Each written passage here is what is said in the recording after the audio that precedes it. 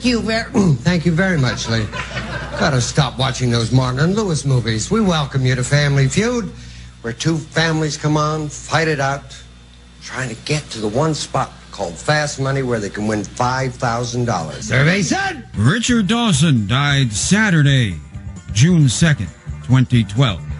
And if I have to tell you who Richard Dawson was, then you probably just arrived on Southwest Airlines from another planet. However, just in case, I will fill you in. Richard Dawson was an English-American actor and comedian and a game show host and, of course, a panelist. He was best known for his role as Corporal Peter Newkirk on Hogan's Heroes and being the original host of the Family Feud game show of the years 1976 to 1985.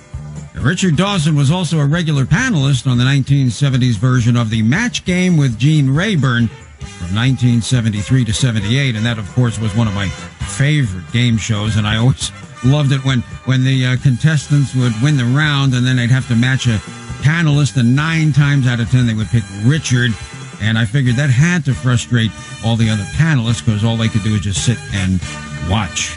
Of course, Richard was a great panelist, and most of the time he matched, and he won those contestants a lot of money, and I used to love it when Richard would try to fake them out, you know, with the answer, like make them think they didn't match when they did match, and then he'd turn his card over, and of course, but if you watched it enough and you knew, Richard was, he was, he was pulling their chains. Get ready to match the stars. Richard Dawson. As we play the star-studded Big Money Match Game 76. And now, here's the star of that Game 76, Gene Rivers. Whom do you call on for an assist here? Richard. Okay. All right, get your ESP flowing over to Richard, and let's see how you do with it now. $5,000 is the net worth of this one. Johnny, we ask you to give us an answer what you think will match his and collect the $5,000. We'll find out now if Richard thought of the same thing. May we see it, please? That's a double-worded answer, and I was just thinking of the... One word. Well, no, two. Two words.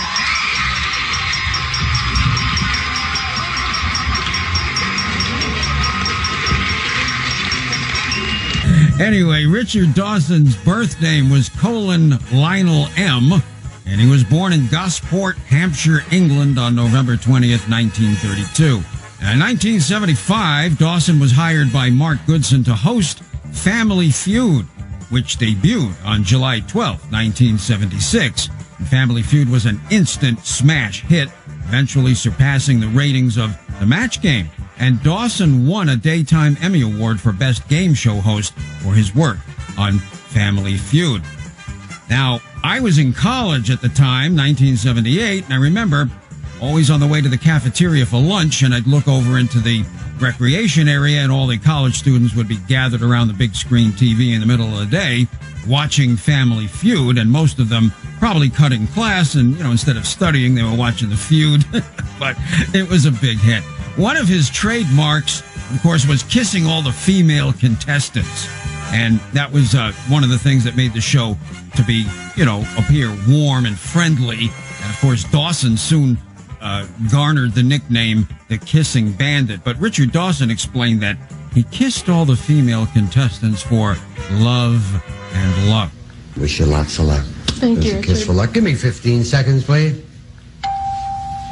Yes, and I have beachfront property in Arizona and a bridge in Brooklyn for sale if you're interested, because my opinion at the time was something else, and I thought, well, that's neat that he gets to kiss all these women and they're all lining up to kiss him. However, I always wondered, if you're kissing all those women, you know, doesn't it open you up for a lot of colds and flu?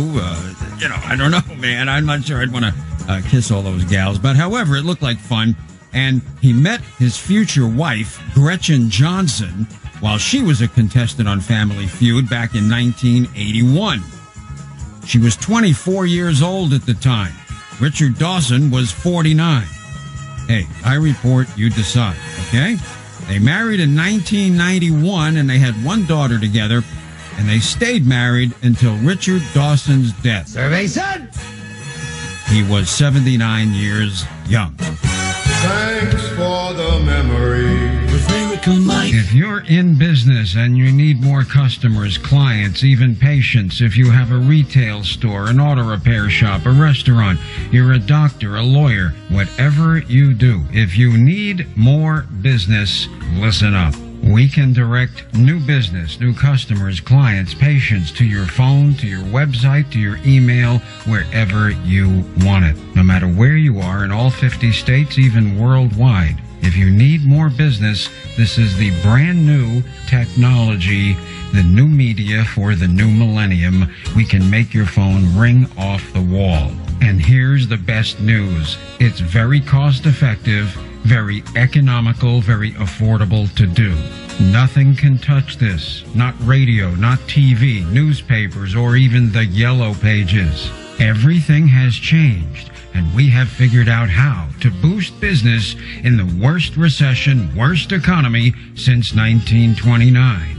We are boosting business. This is brand new technology, and we are the only ones in the world who can deliver this to you. And we have the clients to prove it. If you need more business, more income, call and get all the information. Toll free, 1-855-RADIO-MIKE. 1-855-RADIO-MIKE. If you have suggestions, if there's something you'd like to hear me do on an upcoming show, you can always contact me at my toll-free number, 1-855-RADIO-MIKE.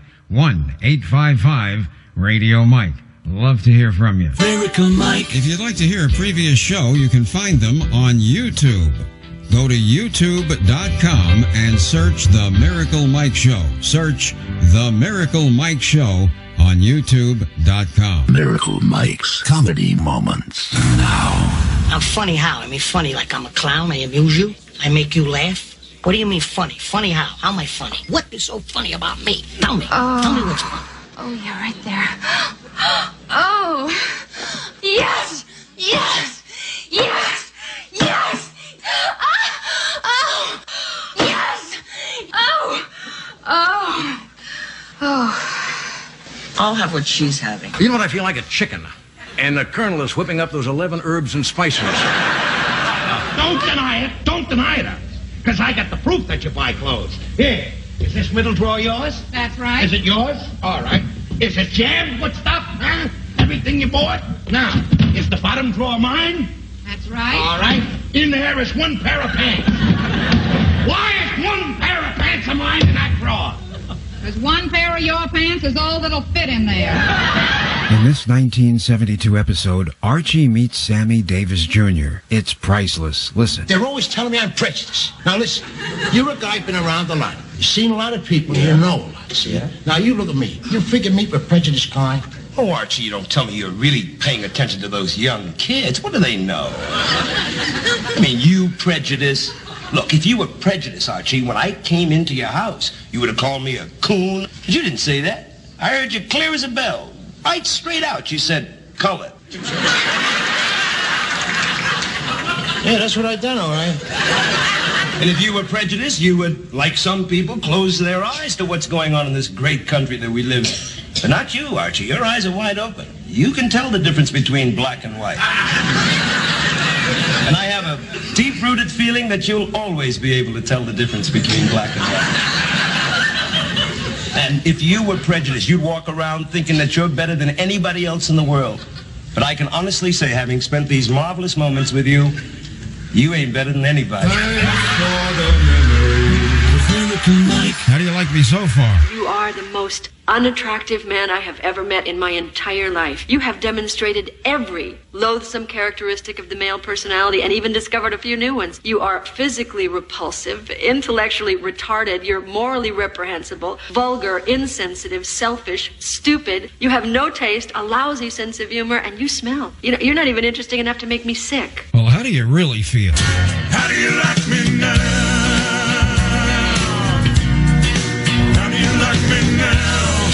Now that I'm on my way, living in your radio. How do you like me now? Miracle Mike's comedy moments. I'll tell you I'm all right now, but last week I was in rough shape, you know? Now, last week I told my wife I need a home improvement loan. She gave me $1,000 to move out. I'll tell you, my wife, she never went for me. No, the first time I called her up, she told me, come on over, there's nobody home. I went over, there was nobody home. My wife, she drives me nuts. Oh, she was afraid of the dark, she saw me naked, now she's afraid of the light. And I'll tell you, my wife, she can't cook either. My house, we pray after we eat. I bought a pressure cooker, now I eat off the ceiling. What a lousy cook. I don't think meatloaf should glow in the dark. I mean, she can't cook at all. She made chocolate mousse and antler got stuck on my throat. I'll tell you my trouble. Got the wrong doctor. You know my doctor, Dr. Vinny Boombas. You know my doctor? What a doctor. And I saw him last week. I told him, Doc, every day I wake up, I look in the mirror, I want to throw up. What's wrong with me? He said, I don't know, but your eyesight is perfect. Are you kidding? Are you kidding? I know I'm ugly. I asked the bartender to make me a zombie. Told me God beat him to it. And I'll tell you no when you're ugly, all right? Well, Halloween, my wife sends the kids out dressed like me. I mean, I'll tell you the whole story, all right? The whole story, okay? All right. I mean it. I mean, you know when you're ugly. Well, last Halloween, a kid tried to pull my face off. And my kids, they flip a coin to see who has to kiss me goodnight. And I was an ugly kid, too. I told my old man, never took me to the zoo. He said, if they want you, they'll come and get you. Well, that's the story of my life. No respect. I got no respect. No respect at all. Are you kidding? Well, I was drowning. I was yelling, help, help. And the lifeguard ran over. I said, all right, buddy, keep it down. Keep it down. I don't get no respect from anyone. Well, I called up suicide prevention. They tried to talk me into it.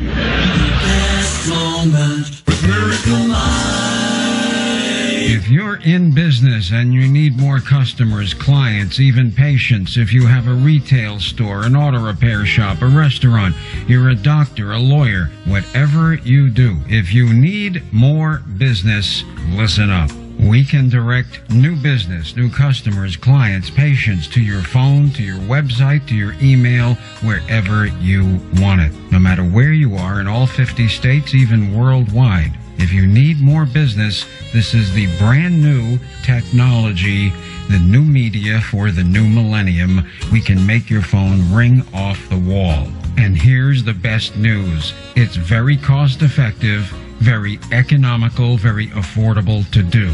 Nothing can touch this. Not radio, not TV, newspapers, or even the yellow pages. Everything has changed, and we have figured out how to boost business in the worst recession, worst economy since 1929. We are boosting business. This is brand new technology, and we are the only ones in the world who can deliver this to you. And we have the clients to prove it. If you need more business, more income, call and get all the information. Toll free, 1-855-RADIO-MIKE. 1-855-RADIO-MIKE. Miracle Mike, living in the moment. Hey, we having fun yet, or what? Miracle Mike. Right on. I love to use nostalgia to kick the stress out of my life and just take my mind somewhere else. For once in my life, I have someone who helps me, someone I've needed so long. For once there's no stress, and I'm feeling so happy, and now I'm being so strong. For once I can live like my mind used to dream of, long before I was blue.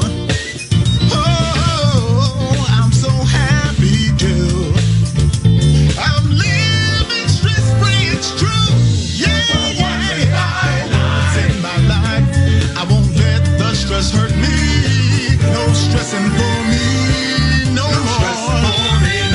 Once I have someone I know who will help me, I won't be stressing no more. Once I can say I'm stress-free and I'll make it.